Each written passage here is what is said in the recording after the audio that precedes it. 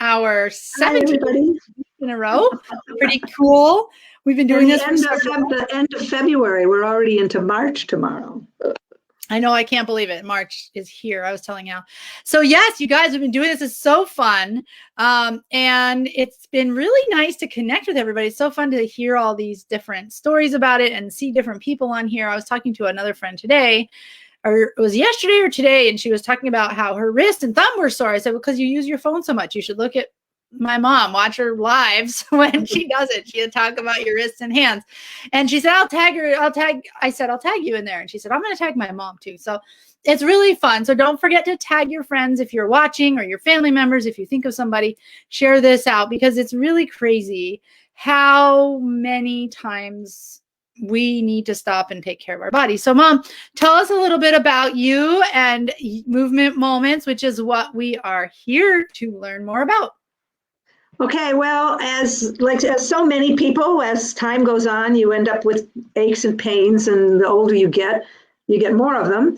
And I had some challenges, and I've always been interested in movement, and taught yoga for a while and so on. So I started gathering information and got interested in what's called the natural movement.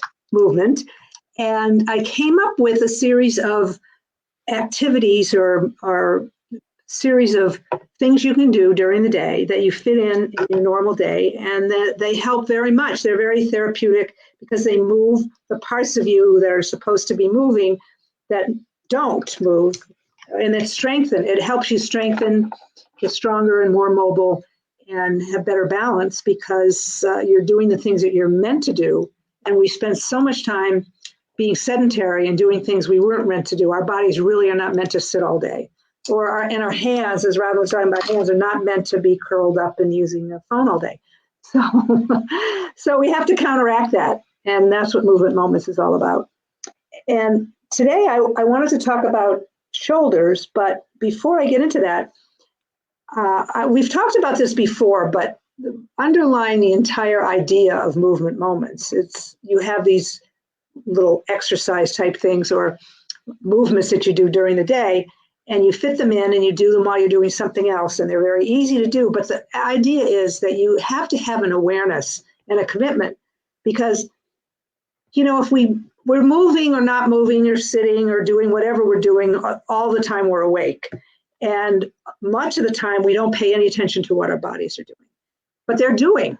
Our bodies they're collecting years and years of motion and repetitive motion and habitual ways of carrying ourselves and compensations for something that we might have an injury, and that's weak. So we're doing something in a different way, and we're doing that over and over and over.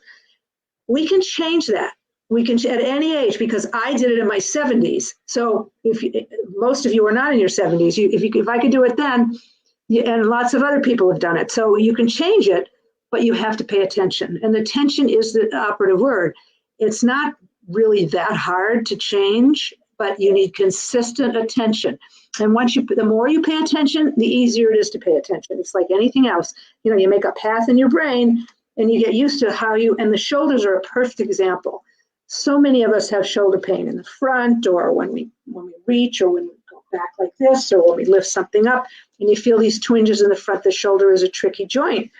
And the majority of that shoulder pain comes because, I'm sitting on a chair and I still have some roundedness in my back, but I'm getting better.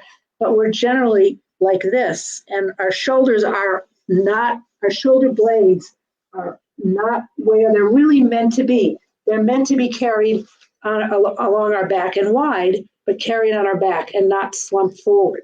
And so that position, habitual position, leads to a lot of problems. And the older one gets, or the more use you make of it, or maybe you do some other thing that's a repetitive motion that irritates it, and you walk around with a constant shoulder pain or a lot of restrictions, and every time you reach up, or every time you go to do something, or you work on a project, and all of a sudden your shoulder hurts for days. So some good moments.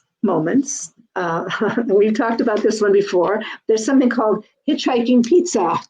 Now, I think the best, you can do this sitting down very easily. So I'll show it sitting down. Hitchhiking pizza is you hold your hands like they're like you're holding two heavy pizzas, and your thumbs out like you're hitchhiking, and you stand up straight, and you Are don't. your hands open or closed? Your hands, they can be either way. That doesn't matter. I think standing up is better. So you're standing up and you're putting your hands out like this, out to one side.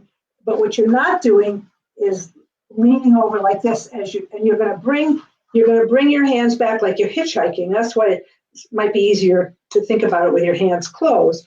But you do have something, feel like your hands are very heavy. So you just go back, and as you go back, you feel those shoulder muscles in back. You don't hunch your shoulders up like this, and you don't go back like this. The movement doesn't want to be in your lower back or in your neck.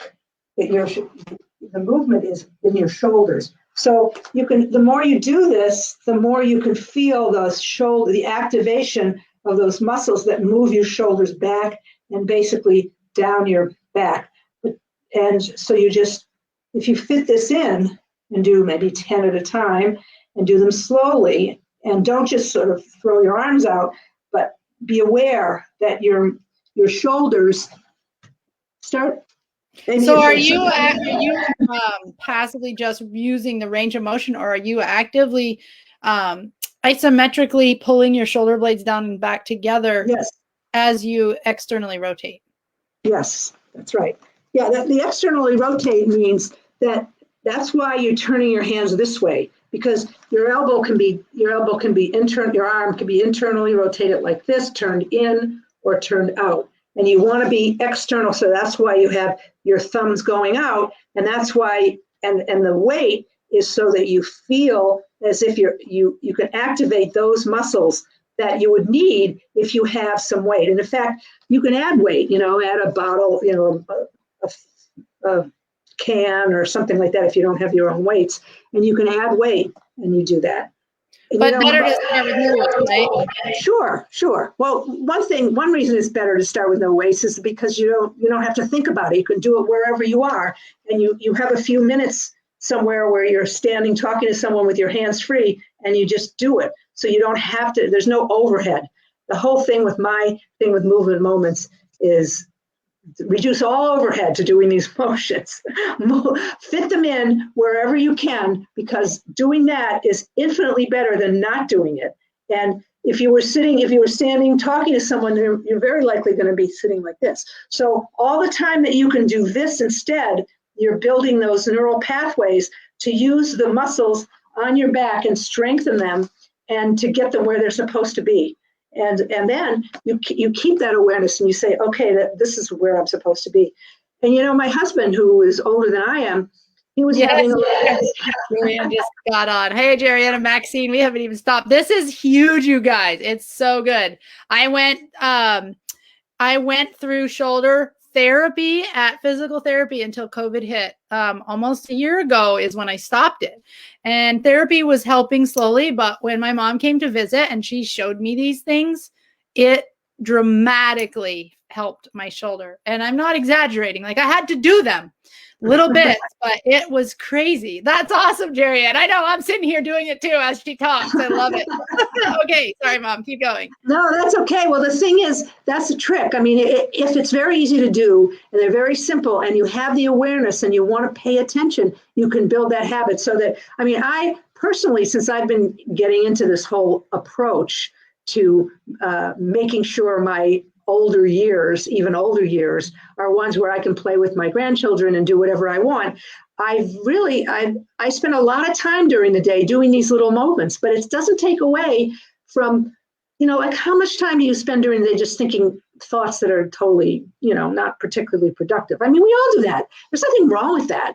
But if you can instead think about fitting these movements in, then you're really building equity in yourself and taking control of what your mobility future And it really is. comes down to being aware of what you're doing, right? Exactly. Like when I do chores and I'm carrying buckets, I'm not just walking this way with buckets hanging off my arms. And I keep saying I'm going to go live more doing it, but the problem is my phone keeps dying because it's cold and I'm carrying the buckets, but I will work out. You need a videographer following you around. I need a GoPro. I just need a GoPro or something. But yeah, I do. But there are ways you can make that your weightlifting routine by lifting buckets. And it's so easy to do. But you have to think about it. I mean, we all get in a hurry, right? We all just run here to here. And so what you're saying is so helpful because you're carrying grocery bags, diaper bags, whatever, computer bags, buckets of grain. Yeah, I never carry anything without thinking of my shoulder first. Because I had my right shoulder had hurt me for years and years. And it doesn't bother me anymore. And it's just a matter of keeping at it. And as I was going to say, my husband, who's 10 years older than I am, so he's well into his 80s, but he loves his chainsaw. He stopped being able to start the chainsaw because his right shoulder was so sore. And he started doing it without weights, and then he's added weights, and he can work with chainsaw now. So I mean, that was yeah, it is. So there's a couple of other things you can do with your shoulders, just to show you another one. I don't know. I'm not very good at getting in the right position here. But if you just put them out to the side, and again, have your thumbs out so you're externally rotating, and circle back and, that's right, make small circles back and forth. And while you're doing that, think about your shoulder blade. Make sure that your hands are behind, they're not right out straight. They're a little bit behind where your shoulders are. So that's right.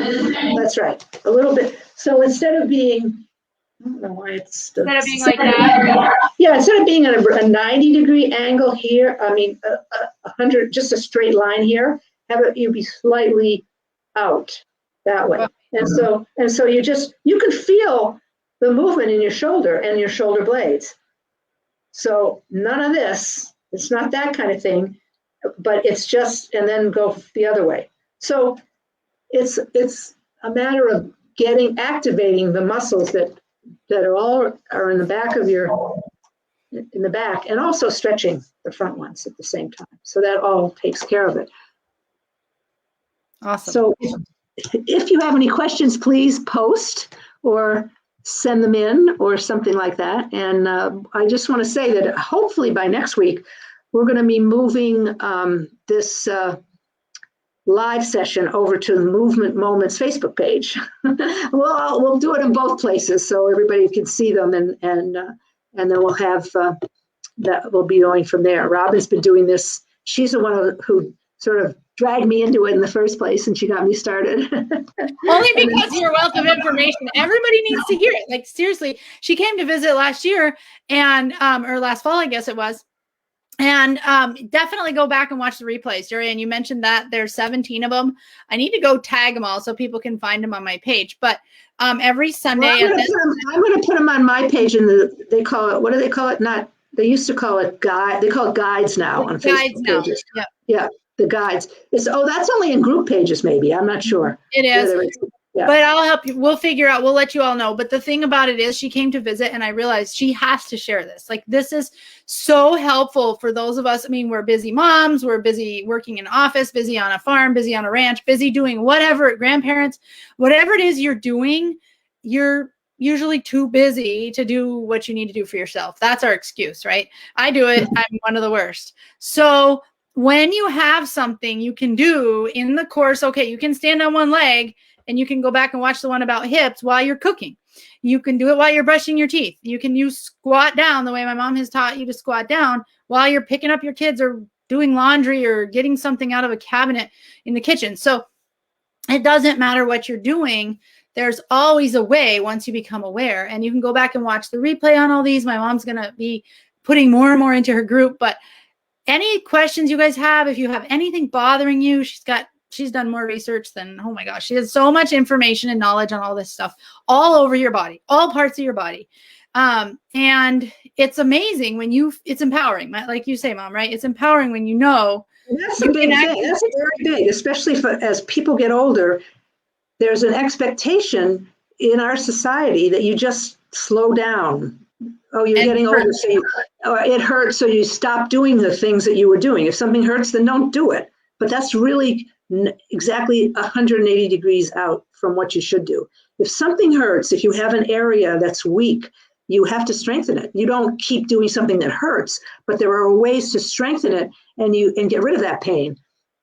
Barring, I mean, I'm not talking about, serious injuries or things like that, but we're talking about basically, the kinds of chronic things that bother so many of us for so many years and that add up and really end up reducing people's mobility and independence when they get old enough. Eventually you don't walk, you can't take care of yourself and all that. I don't want that for my future, and I'm not going to have it. Right. And it's build up over time might start as small things, but they do escalate into major injuries. They can, and it does become debilitating. So if you guys have anyone you've thought of while you're watching this, please feel free to tag them, share this out, ask us any questions, message us if you feel more comfortable doing it that way. But thank you, Mom, as always. Thank you. This was so fun. And guess what, you guys? Next week on this Live with Nai, it's going to be in person because my mom's going to be here. So that's going to be super fun. Heading into my birthday week, we have lots of fun things planned for the week. So feel free to ask. And if you have any questions, any thoughts, any suggestions, let me hear from you, please.